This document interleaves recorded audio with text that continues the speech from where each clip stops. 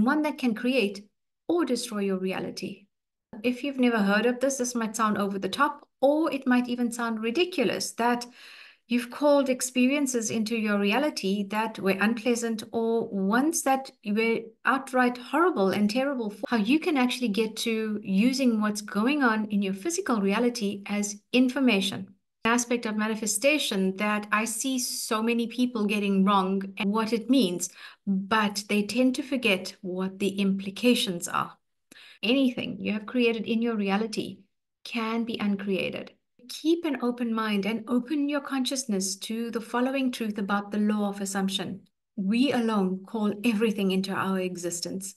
If you're new to this channel, hi and welcome. My name is Fazila Bijo. I'm based in Cape Town, South Africa. I'm here to help you understand, explore, and practice how to tap into the innate powers within, the powers of your subconscious mind, not only for reality creation, but also awakening the great I am presence within. Whatever you most feel aligned to, whether you call it energy, the universe, source, creator, infinite intelligence, it's all within you. Whatever shows up in our physical reality, in our 3D world, is really a reflection of whether we have been focusing on problem or the solution.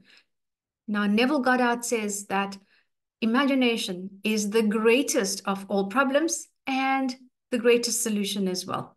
We're going to be delving into this in this video, so you can then better make use of how to harness this power that sits within, one that can create or destroy your reality. If you've never heard of this might sound over the top, or it might even sound ridiculous that you've called experiences into your reality that were unpleasant. So the law of assumption says that we create all of the experiences, we call all of the people, the circumstances into our reality, even those unpleasant, terrible, horrible, mean, vicious, awful things that you've had to deal with. This planet, this plane of existence is one of cause and experience.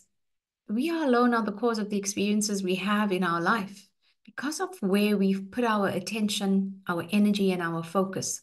We are thinking and feeling beings, and reality is a reflection of who we are conscious of being. Even with talking about the law of assumption and what you've assumed, there's an even deeper level to this. It's not just what you think you believe in, it's what you are conscious of being within you that is actually going to be what creates your reality. Take, for instance, a lot of people would love to manifest money. They desire to manifest money, but while many people would love to have lots of money, their consciousness and who they are conscious of being, what they identify with is the state of lack, of scarcity, of having no money. Their fear is what is sitting in their consciousness. They have a desire which has not fully translated into their subconscious mind. The program is based on poverty consciousness.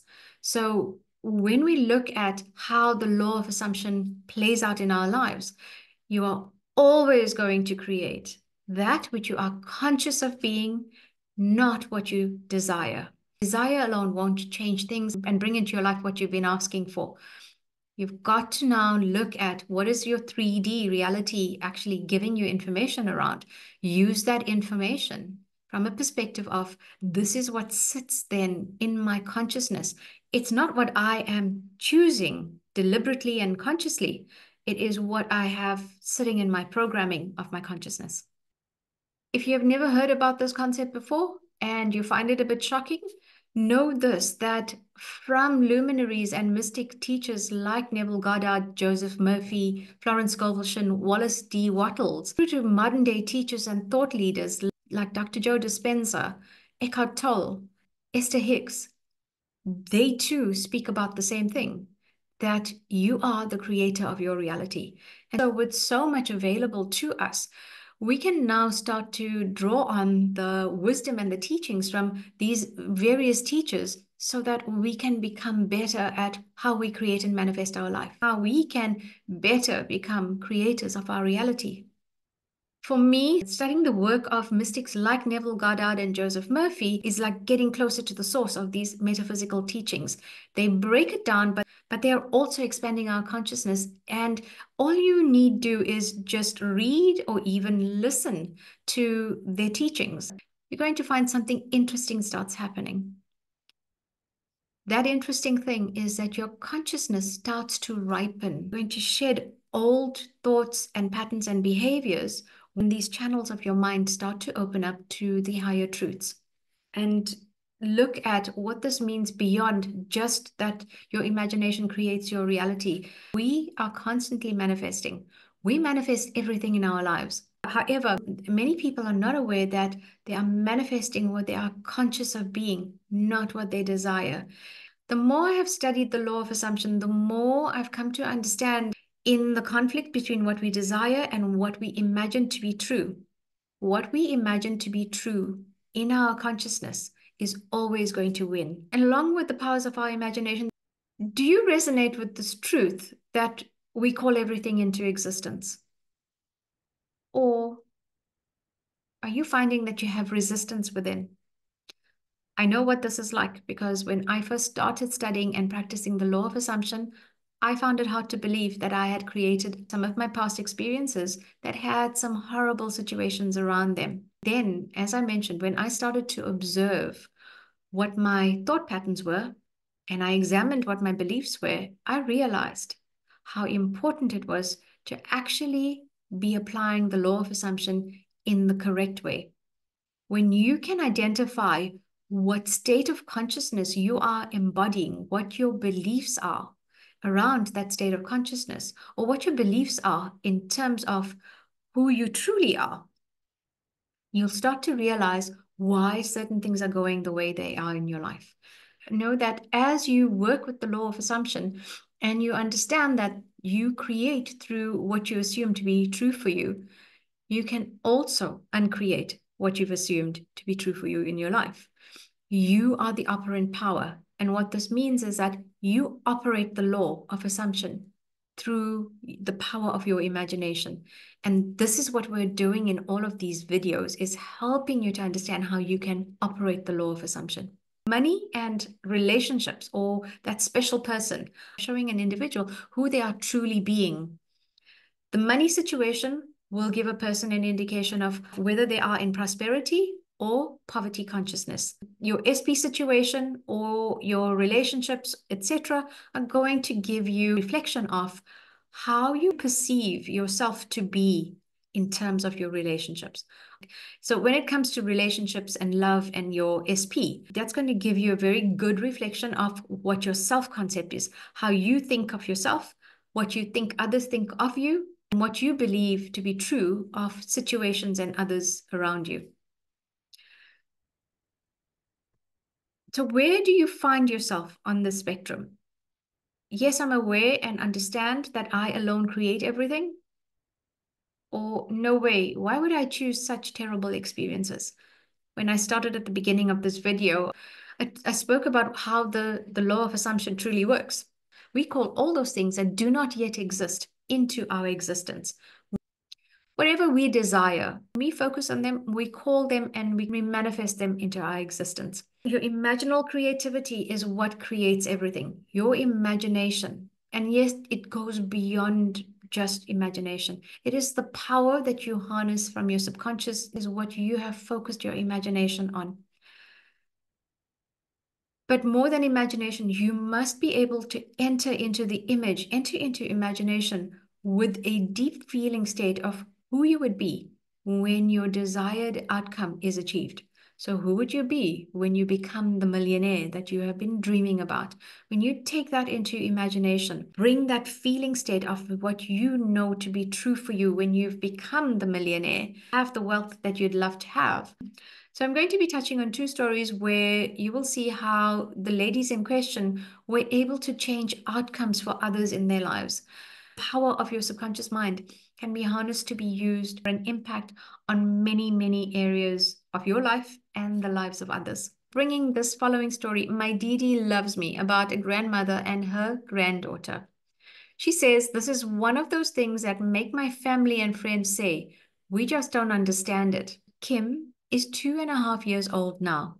I took care of her for a month after she was born and did not see her again until a year ago. And then only for 2 weeks.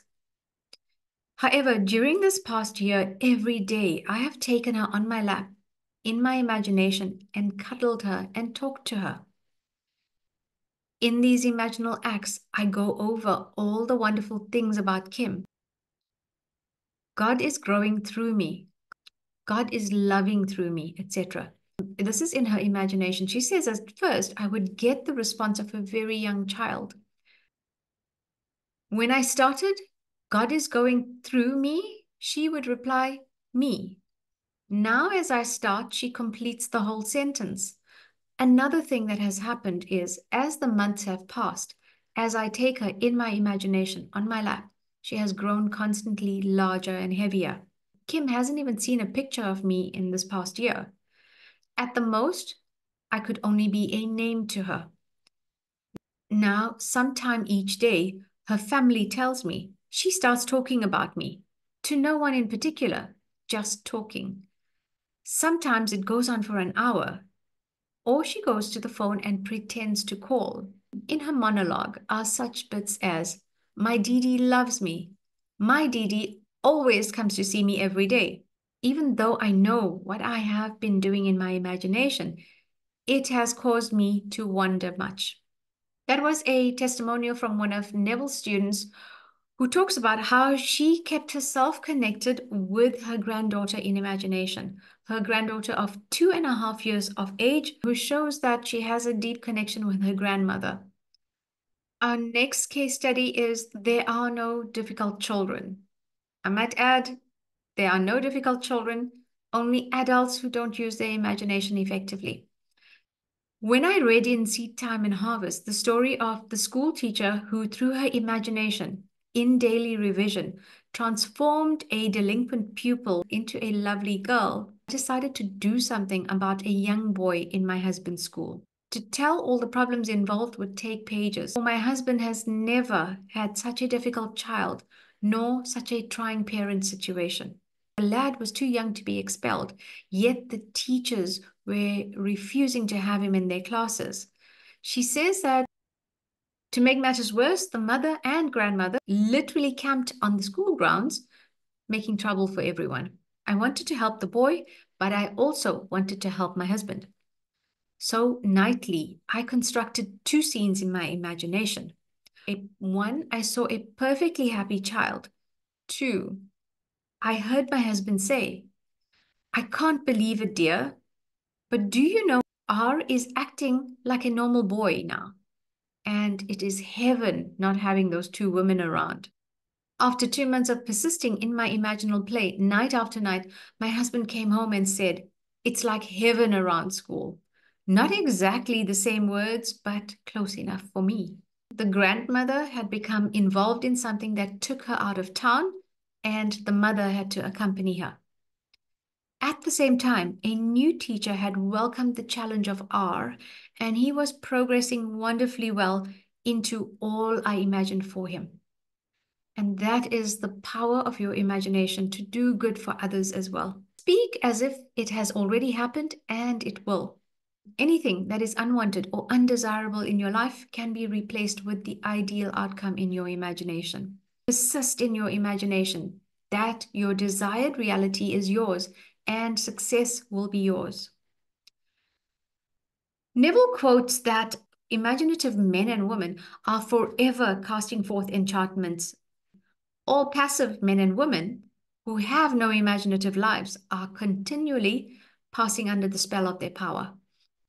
And what he says here is those who employ the use of their imagination, those men and women who use their imagination creatively in their reality, are the ones who are casting enchantments, and they create as if by magic because they command their creative energy.